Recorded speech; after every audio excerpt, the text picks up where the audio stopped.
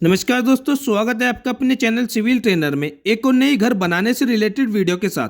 दोस्तों आज का यह कंप्लीट वीडियो स्टील से रिलेटेड रहने वाला है कि आपको घर की कंस्ट्रक्शन में कैसा स्टील चूज करना चाहिए। साथ ही अगर आप साइट इंजीनियर हैं और साइट इंजीनियर को स्टील से रिलेटेड बहुत सारी इंपॉर्टेंट बातें बताने वाला हूँ। बस वीडियो को ध्यान से देखें और वीडियो में अंत तक बने रहिए। वीडियो में आप देखने वाले हो कि कैसे आप घर के लिए स्टील चूज करें और साथ ही आपको TMX बार यूज करना चाहिए या फिर TMT बार यूज करना चाहिए। साथ ही जानेंगे स्टील की ductility, tensile strength, steel elongation, yield strength, इन सभी के बारे में डिटेल से। तो चलिए दोस्तों वीडियो स्टार्ट करते हैं बिना किसी देरी के।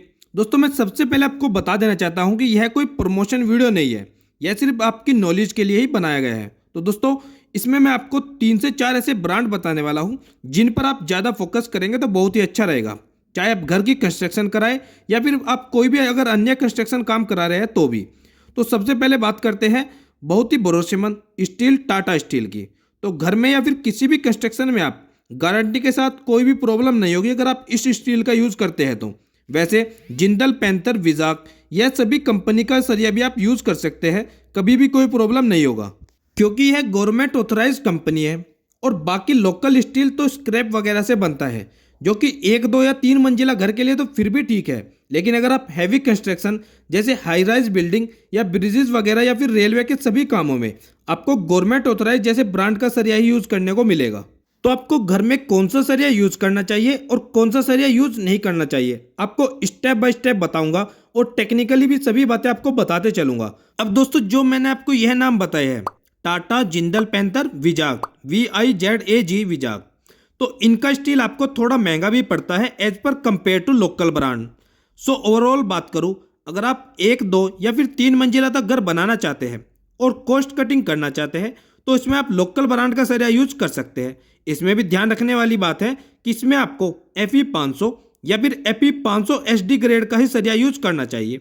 वहीं अगर आप हाई राइज बिल्डिंग या हैवी स्ट्रक्चर बनाने जा रहे हैं तो इसमें आपको टाटा, जिंदल, पैंथर या विजाक जैसे गवर्नमेंट ऑथराइज ब्रांड का सरिया यूज जरूर करना चाहिए। अब बात करते हैं कि TMT बार क्या होता है और TMX बार क्या होता है और घर में आपको TMT बार यूज करना चाहिए या फिर TMX बार। वैसे तो दोस्तों देखा जाए तो दोनों अच्छे हैं, लेकिन दोनों में जो सबसे ज़्यादा अच्छा है वह है आपका TMX बार। अब अगर आप TMT बार लगा रहे हैं तो वह भी अच्छा है, लेकिन अगर आप TMX बार घर के लिए चूज करें तो बहुत अच्छा रहेगा। जब भी आप स्टील परचेज करने जाए तो इसमें आपको ग्रेड का बहुत ध्यान रखना होगा। यह इसलिए कि अगर आप स्ट्रक्चर इंजीनियर से डिजाइन नहीं कराते या आप किसी एक्सपर्ट की देखरेख में घर नहीं बनवा रहे तो कॉन्ट्रैक्टर आपको जो बोलता है आप वह स्टील परचेज करने चले जाते हैं। पर इसमें जो ध्यान देने वाली बात है वह है कि TMT का रेट अलग होता है, वहीं TMX का रेट अलग होता है। तो सरिया खरीदते हुए TMX व TMT का रेट पता कर ही सरिया परचेज करें। ऐसा ना हो कि शॉपकीपर आपको TMX के रेट बताकर TMT बार थमा दे। तो आपको ध्यान देना है कि अगर आप TMT बार खरीद रहे हैं तो TMT का ही रेट ले, और अगर आप TMX का परचेज कर रहे हैं तो आपको TMX का ही सरिया मिलना चाहिए। अब इसमें दूसरी और महत्वपूर्ण चीज़ है ग्रेड। पहले के लोग तो 415 ग्रेड का भी सरिया यूज करते थे, अब आपको यह ग्रेड तो शायद ही देखने को मिलेगा और मैं तो आपको सजेस्ट करूंगा कि इस ग्रेड को आपको बिल्कुल भी नहीं लेना चाहिए। तो आपको 500 या फिर 550 ग्रेड का ही सरिया यूज करना चाहिए घर के लिए। अब इसमें आपको 550D या फिर 550 SD तक लिखा मिलेगा। अब आप समझ जाएंगे D मीन्स डक्टाइल और SD मीन्स सुपर डक्टाइल। अब मैं थोड़ा सा आपको टेक्निकली एक्सप्लेन कर देता हूँ। डक्टाइल हो गया कि आपका जितना भी स्टील डक्टाइल रहेगा उतना ही अच्छा होगा, क्योंकि जब स्टील पर लोड पड़ेगा तो वह धीरे धीरे बैंड होगा और टूटेगा। मतलब थोड़ा साधारण भाषा में बात करें, अगर आपके सरिये में D या SD लिखा हुआ है तो क्वालिटी में अच्छा है। वहीं बात करें अगर आपके स्टील पर D या SD नहीं लिखा है तो वह हो गया आपका ब्रिटल स्टील, यानी कि ब्रिटल सरिया।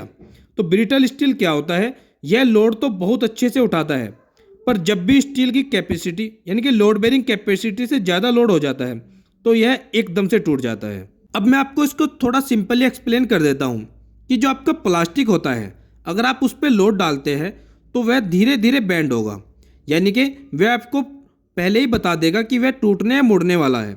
वहीं अगर आप कांच की बात करें, अगर आप कांच के गिलास पर लोड डाल दें और जब ज़्यादा लोड हो जाए तो वह एकदम से टूट जाता है।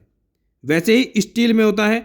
अब ये क्यों होता है, थोड़ा ध्यान से समझो साथियों, जितना स्टील में कार्बन बढ़ा देते हैं उतना ही स्टील ब्रिटल होता है, यानी कि स्टील डक्टाइल कम होता है। अब ये आपको कैसे पता लगेगा स्टील में कार्बन कितना है?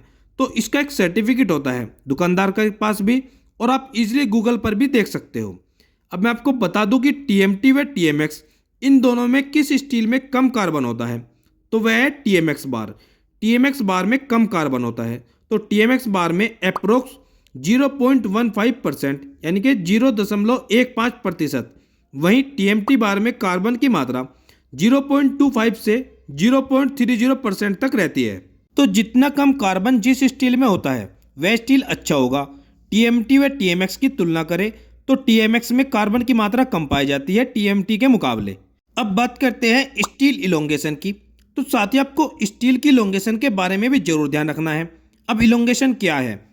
स्टील को हम बेंड करते हैं तो वह टूटे नहीं, मतलब अगर आप स्टील को 180 डिग्री तक भी बेंड करते हैं तो वह टूटेगा नहीं। तो यह हुई आपके स्टील की इलोंगेशन, यानी कि स्टील की इलोंगेशन अच्छी है। और यहाँ पर भी जो सबसे ज़्यादा अच्छा है वह आपका टीएमएक्स बार, क्योंकि टीएमएक्स बार में इलोंगेशन होता है 16 से 23% तक। वहीं बात करें टीएमटी बार की, तो टीएमटी बार्स में इलोंगेशन की मात्रा होती है 14 से 16% तक। अब दोस्तों जो कि बहुत जरूरी चीज़ है वह आपके स्टील की टेंसाइल स्ट्रेंथ। अब टेंसाइल स्ट्रेंथ क्या होता है दोस्तों? जब भी भूकंप या अर्थक्वेक आता है उस समय स्टील ही आपकी बिल्डिंग को पकड़ कर रखता है। मतलब थोड़ा और सिंपली एक्सप्लेन कर देता हूं कि जब भी भूकंप आता है तो आपकी बिल्डिंग एक साइड से दूसरी साइड को मूवमेंट करती है, तो उस समय बिल्डिंग को कोलैप्स होने से बचाता है आपके स्टील की टेंसाइल स्ट्रेंथ। अब बात करते हैं स्टील की यील्ड स्ट्रेंथ की। मान लीजिए आपने कोई स्टील यूज की है 500D की, तो इसका यील्ड स्ट्रेंथ हुआ 500 न्यूटन पर एमएम स्क्वायर। वहीं अगर टेंसाइल स्ट्रेस की बात करें तो जैसे कि आप देख पा रहे हैं Fe 500 स्टील में 545 न्यूटन पर MM square, Fe 500D steel में 565 न्यूटन पर एमएम स्क्वायर। ओवरऑल सिंपली बात करें कि जिस ग्रेड में डी या SD लगा हुआ है तो वह सरिया हर तरह से अच्छा है। चाहे बात करें स्टील की डक्टाइल की, कार्बन की, टेंसाइल स्ट्रेंथ की, इलोंगेशन की या फिर यील्ड स्ट्रेंथ की। दूसरा आप टीएमटी बार लगाए या फिर टीएमएक्स बार लगाए, दोनों ही सही है। लेकिन अगर ज़्यादा अच्छा की बात करें तो टीएमएक्स बार ज़्यादा अच्छा रहता है। यह आपकी चॉइस पर डिपेंड करता है कि आप घर में टीएमएक्स बार लगाना चाहते हैं या टीएमटी बार लगाना चाहते हैं। अगर आप घर का खर्च कम करना चाहते हैं तो आप टीएमटी के साथ जाइए, लेकिन अगर घर के खर्च की कोई परवाह नहीं है तो आप टीएमएक्स बार का यूज़ कर सकते हैं, क्योंकि यह मजबूती के लिहाज से बहुत अच्छा रहता है। दोस्तों आज की वीडियो में बस इतना ही। दोस्तों और भी घर बनाने से रिलेटेड या सिविल इंजीनियरिंग वर्क से रिलेटेड बहुत सारी वीडियोस को देखने के लिए आप मेरे चैनल पर विजिट कर सकते हैं। आपको वीडियो कैसी लगी तो प्लीज़ कमेंट सेक्शन में ज़रूर बताइएगा। वीडियो अच्छी लगी तो लाइक भी कर दीजिएगा, और अगर आप चैनल पर नए हैं तो प्लीज़ चैनल को सब्सक्राइब करना ना भूलें। और हाँ दोस्तों, अगर आप बेल आइकन को प्रेस करेंगे तो मेरी आने वाली और भी अच्छी वीडियो की नोटिफिकेशन भी आप तक पहुँचती रहेगी। मिलते हैं दोस्तों एक और नई वीडियो में, एक और नई वीडियो लेक्चर के साथ। तब तक दोस्तों आप सबको मेरा नमस्कार, और वीडियो में अंत तक बने रहने के लिए आपका बहुत बहुत धन्यवाद।